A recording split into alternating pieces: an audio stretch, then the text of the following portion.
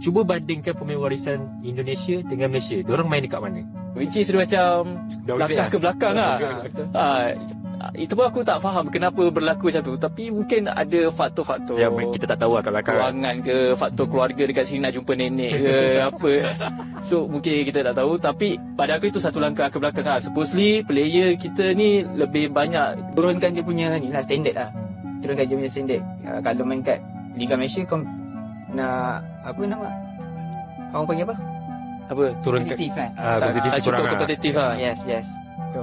Tak perlu pemain warisan pasal Faizal Halim dah kembali ke Harimau Malaya. Inilah dia skuad Harimau Malaya yang bakal bermain di Piala Dunia tak lama je lagi. Jujur cakap, abang excited gila weh. Kerana akhirnya kita dah dapat balik gandingan sayap Mickey dengan Arif Aiman. Barulah rasa lengkap serangan kita. Daripada senarai ini, tak ada apa-apa yang mengejutkan. Cuma Sumare je lah. Kabel kuat doh, tak banyak main pun dapat call up. Apa benda ni weh? Rasanya Peter Klemovski akan kekal dengan formasi kesukaan 4-3-3. Untuk goalkeeper berdasarkan masa permainan dan juga form, Haziq yang patut jadi pilihan utama. Defense Dominic Tan tak ada, so Harif Haikal dengan Syarul Saad pegang tengah. Yang paling penting, Dion Kuz kena main sebagai fullback dengan Daniel Ting. Rugi kalau guna dia sebagai centre back. Dua pemain ini overlap dengan Arif Aiman dengan Miki, confirm padu. Walaupun TMJ semalam puji not so bagus, tapi abang lebih suka Samir Kuti defensif, Wilkin box to box dan Hendrik attacking mid. Striker pula senang lah. Letak pola Jose kat depan, confirm dia puas kena swap Miki dengan Arif Aiman. Macam mana geng? Apa pula pendapat korang tentang senarai ini? Mantap!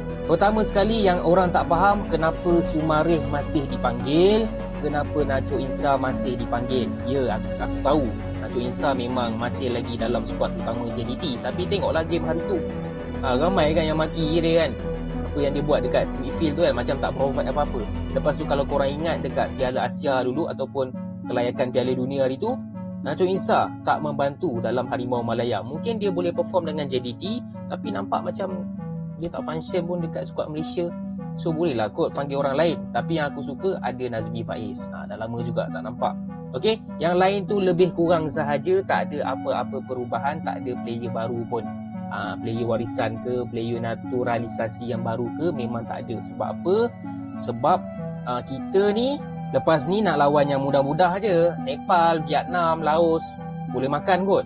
Nanti tunggu Tunggu nanti player-player kita yang datang daripada kelab-kelab Real Madrid, Barcelona, kelab-kelab Belanda nanti akan join Harimau Malaya.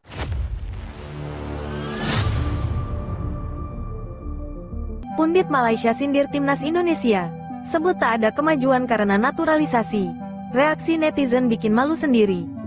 Baru-baru ini, seorang pundit asal Malaysia membuat pernyataan kontroversial yang menyindir timnas Indonesia. Dalam sebuah siaran, ia menyebut bahwa Indonesia tidak mengalami kemajuan dalam sepak bola karena terlalu bergantung pada pemain naturalisasi.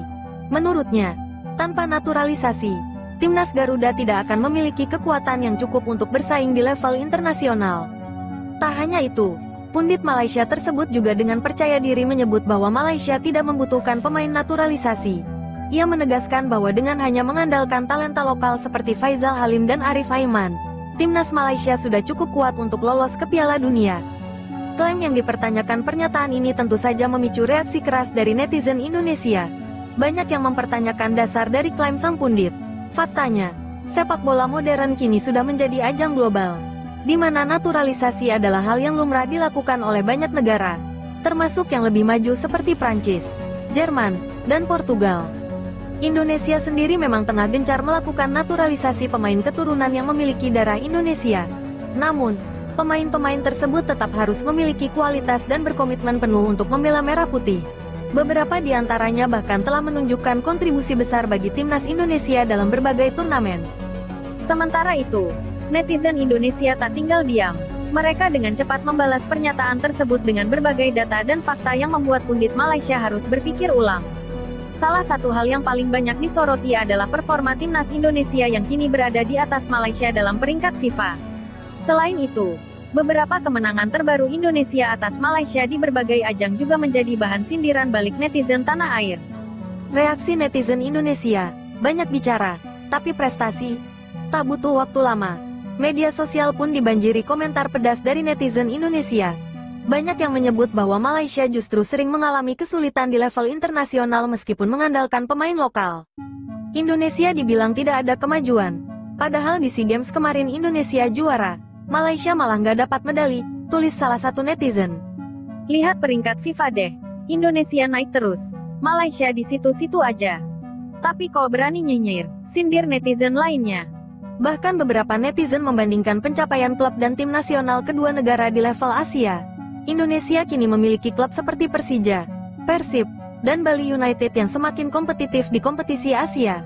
Sementara di level tim nasional, Indonesia sudah berhasil menembus Piala Asia U23 dan semakin berkembang di berbagai ajang internasional. Pundit Malaysia malu sendiri, setelah mendapat hujatan dan fakta yang membantah klaimnya. Sang pundit pun tampak meredam pernyataannya.